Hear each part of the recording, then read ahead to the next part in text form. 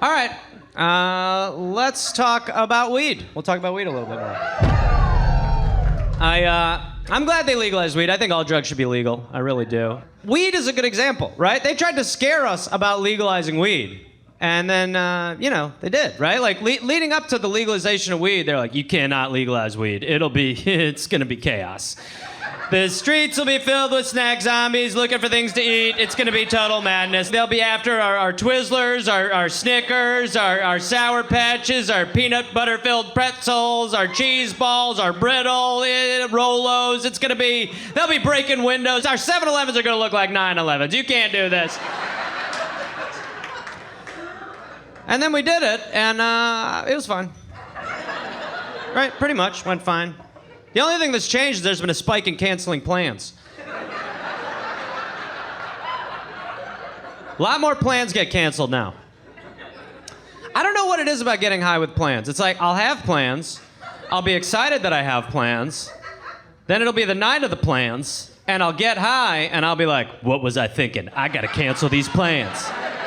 I'm an idiot. I can't go anywhere. Gotta lie to your best friend, Like a stone Jussie Smollett. You're like, there was 2 of them. They came after me. It was pretty bad. I can't. MAGA hats, the whole 9. It was... I could probably do coffee tomorrow before I get high. That's what the doctor says, once I get out. I like that medical phase. That felt right to me. Medical phase, right? That was awesome. We were kids. They still have that in some states. Isn't that funny? That's where you had to pretend to be sick and go see someone pretending to be a doctor. It's fun. It's like marijuana LARPing. It's pot cosplay, right? I just kept saying medically speaking a bunch during mine. She's like, why do you need the license? I was like, well, medically speaking. Whoa, that's a pretty good start from this guy. I need it because without it, medically speaking, I can't get high without it. Medically speaking, it's genetic. My dad had it. Please help me. Please help fix me. Please fix me. I knew it was a bit of a farce when I asked them if I could take my license picture in a top hat, and they were like, we literally don't care. I was like, okay.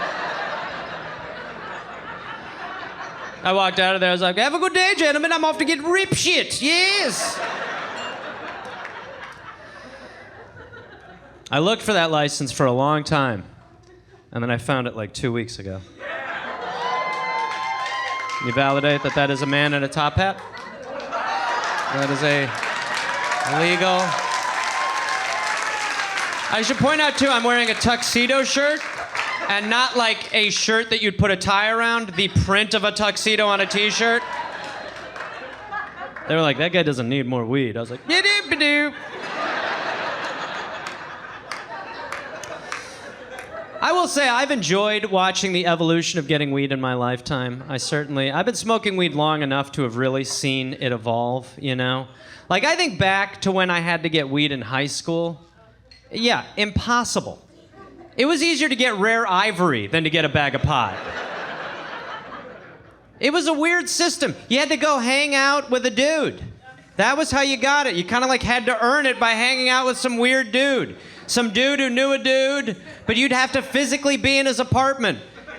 That was how you got it, He just would have like a fish tank full of baby sharks. He'd be bench pressing in his living room while he was telling you video game high scores. You'd be like, you think you're gonna get it today? He'd be like, won't be today, no. Could be days, could be weeks. You're like, do you wanna just call me when it gets here? He's like, that sounds crazy, no. I'll see you tomorrow. You're like, okay.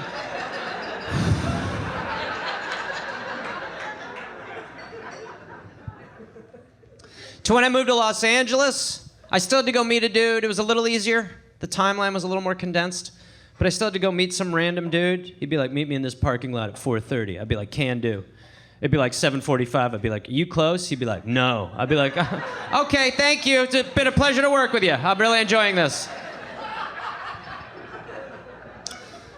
To now, when it's just so easy to get it, right? Like back then, you'd go meet that dude. You didn't know what kind of weed you were getting. There were no types of weed. I didn't know what kind of weed this guy was giving me. There was one kind of weed, the weed he gave you. That was it. that crazy to think of that now? That should be like, imagine walking into a bar and being like, 1 alcohol, please. Like, that's what we were doing. And now I really do feel like we've almost overcorrected. Like, it's easier to get weed now than it is to get quarters for laundry.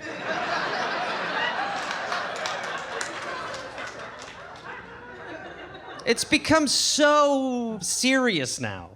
Like, you walk into the weed store, they're like, all right, and your blood type and star sign? You're like, no, please, weed.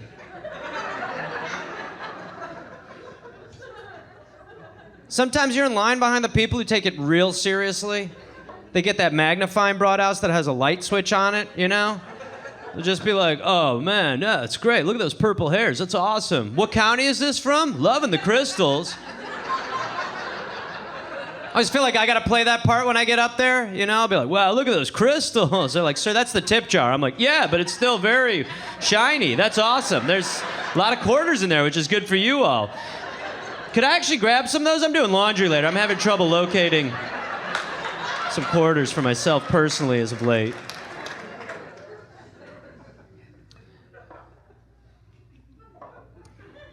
Doesn't matter where you stand on weed, everyone is taking gummies. Smokers, non-smokers, everybody's rocking gummies. People love the gummies. Evangelical preachers will be like, marijuana is a narcotic. You may not, but you can have a gummy. You can take a gummy. I take a gummy before I walk the dog. Makes it more interesting. It's in Leviticus. You can. You may. You know who's really rocking the gummies? Senior citizens. We got them. We got them. Candy. That was how we got them. Sitting right there. So obvious. Candy. Senior citizens love gummies. I was at a show talking about gummies. 85-year-old woman at my show goes, I used to take gummies. I was like, used to? She goes, I'd always take a half. I was like, okay. She goes, then one day I took a whole. I was like, uh-oh. She goes, uh-oh's right. Called 911. I was like, what? What did you tell them? She goes, I told them I took a gummy. They knew what to do. They knew what to do. It's that common that they know what to do. There's probably like a tented triage attached to most hospitals now. Senior citizens sprawled out on gurneys having just OG'd over gummied. Some exhausted doctor running around there like, get me 15 Ensures, all the soft fudge you can find, and for God's sake, put MASH on.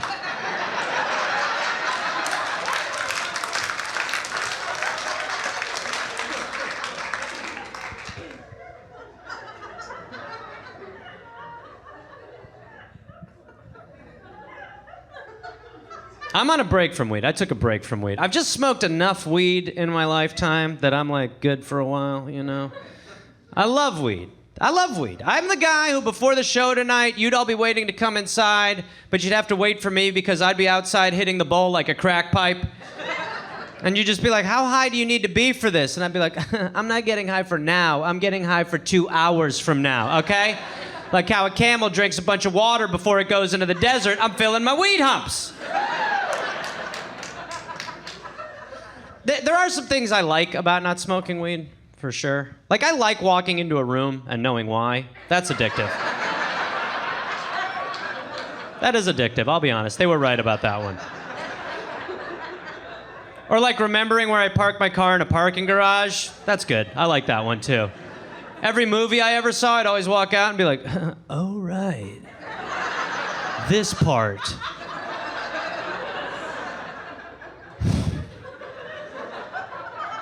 Walk around for 5 minutes, eventually flag down the security guard, get in their cart, you know?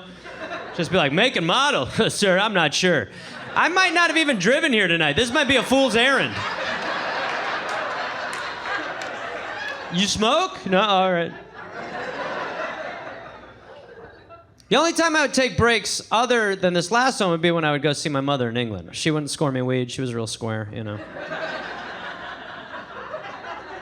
So last time I went there, I took CBD with me, You know, a lot of people are like CBD doesn't work, you don't feel anything. That's not true. You take enough CBD, you feel like you really wish you had weed. You are like, that'd be great. Weed would be great. My mother, she saw that I had CBD. She goes, got any more? Like it was a Quaalude at Studio 54. I was like, lady, you can literally buy this at the grocery store. So I gave her one, right? And I'm not kidding. You could give this CBD to a gerbil, there'd be no noticeable difference. My mother tripped. She was fried like an egg. She was laying out on her couch, just like, oh my God. I go, are you okay? She goes, the colors are so vivid. I was like, this is a white room. But she couldn't hear me. I just looked in her eyes, and all she was hearing was, bow, now, now, now, bow, bow, bow, bow, now.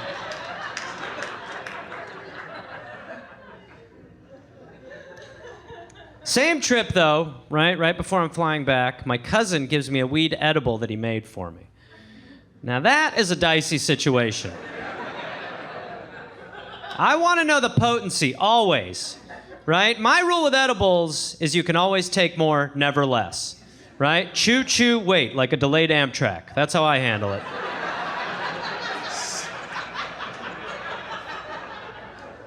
But this is for a flight, international travel. So you got to make a decision before you go into customs how much you want to eat.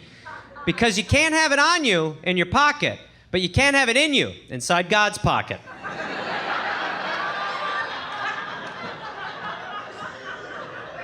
So I got to decide. So I'm like, fuck it, let's go big.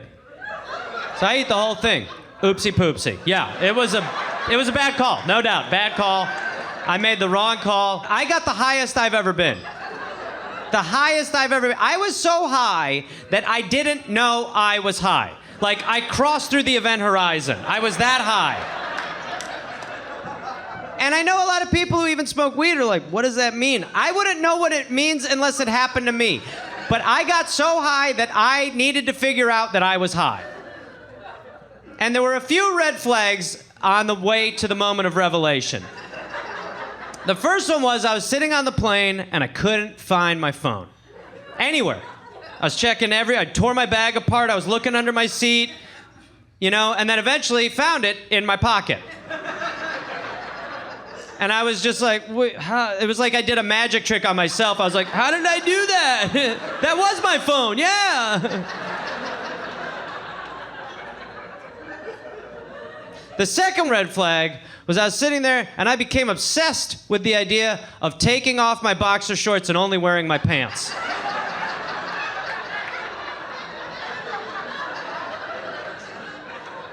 The idea of this consumed me. I was obsessed. It was either think about it the whole flight or do it. So I had to go do it. So I got up, went to the plane bathroom, went inside there, joined a different Mile High club, okay? Now, what went on in there can only be described as a slapstick silent film comedy. There should have been a piano player outside, like... It should have had, like, egads popping up and stuff like that. I was banging around in there, giggling my ass off, knocking shit down. I was like, oh my God, this ain't going too well, you know? But eventually, got them off, right? Had the boxers, didn't really know what to do with them, so I just sort of jammed them in my pant pocket. Like I had a clown hanky, you know?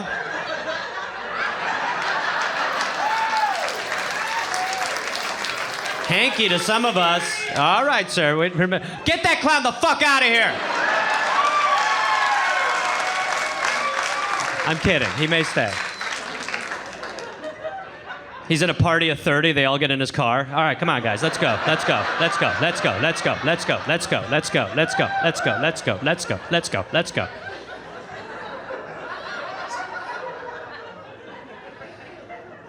Had that clown hanky out of my pants. My plan was if anyone asked me what it was, I was just going to go, got a bit of a runny nose. I go, blah, blah, blah, blah. But that wasn't it.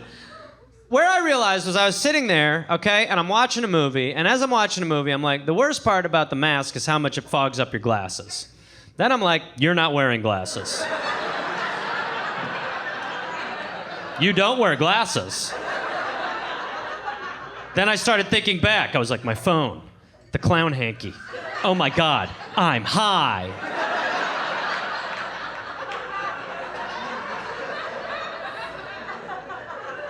I was so high that I've been on a lot of planes, but I was so high on this flight that I was looking out the window like, we're so high right now. We'd already landed, by the way. I was like, oh my God, the people look like people from up here, man. The flight attendant came over. She said something to me. I couldn't understand her, though. All I heard was, bam-bam-bam, bam-bam-bam. I was trying to get weed in Mexico once. Not easy, right? I was searching all over. Eventually, I bought it off a cab driver. I should have known it was not good weed when I got it in a garbage bag. I was like, this is probably not going to be great weed.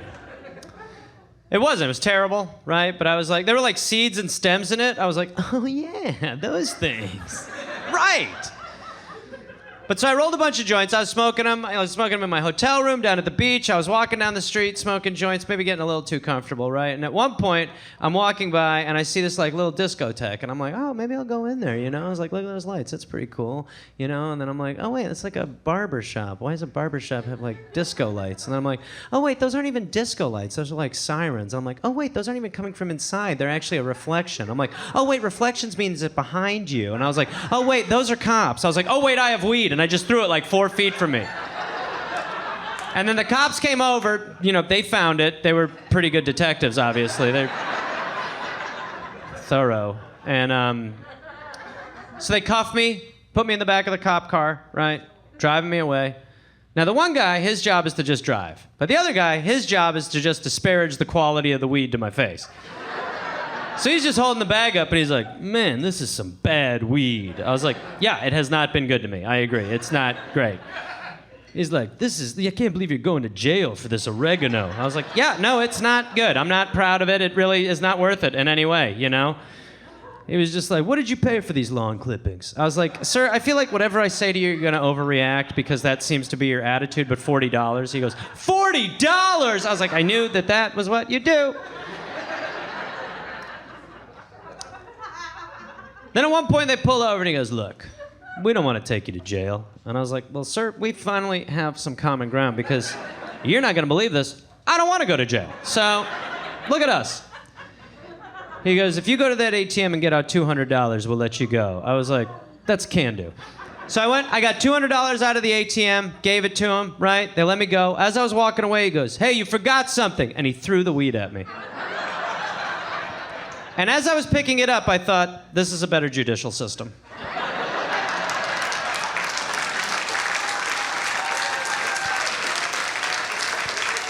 I just got arrested, interrogated, processed, had my hearing, posted bail, got released, and my shit back in 45 minutes. We should be doing that, honestly. Way better.